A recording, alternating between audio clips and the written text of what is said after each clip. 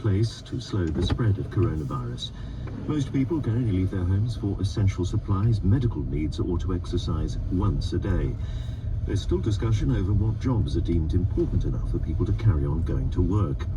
The Cabinet Office Minister Michael Gove said this morning that construction workers were included, but our assistant political editor Norman Smith thinks that could change.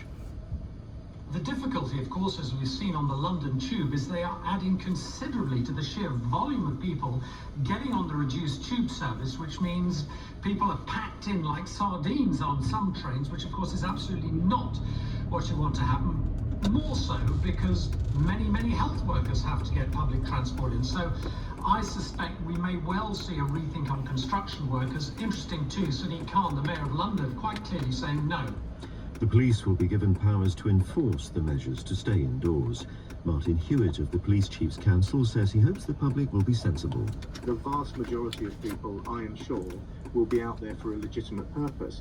We need to be able to identify those people who aren't, explain to them why this is so important, encourage them to be inside, which is where we all should try to be, and then ultimately, if people refuse to adhere to that, then we will use the powers that will be enacted in the legislation that's going through at the moment.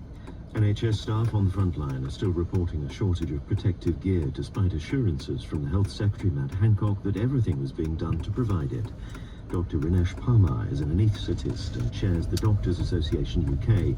He says medical staff are having to improvise. Nurses have resorted to using bin liners. The doctors have had to be forced to go out to B&Q and Screwfix to actually just try and source their own masks because they're just not being provided.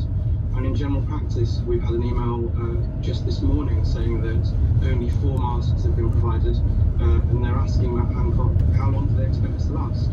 In Spain, an investigation has been launched into the discovery of elderly patients who'd been abandoned at retirement homes in Madrid and elsewhere. Bodies of residents who died were discovered by soldiers who'd been brought in to help contain the outbreak.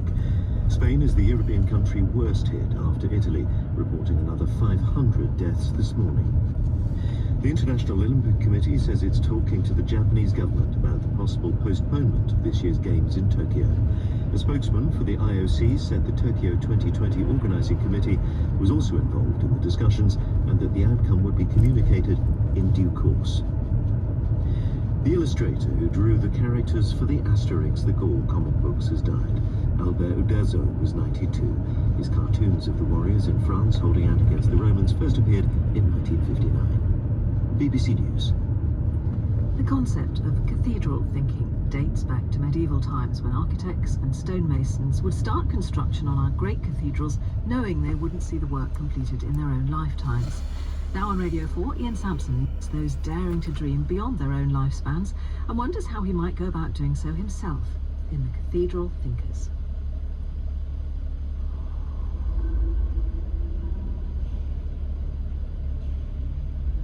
I see a lot of toilets. Yeah, part of the display is some old toilets that we've acquired over the years. At this end we've got a modern Thomas Crapper. Right, okay. Got one downstairs called the Shark. Right. I rather worries me.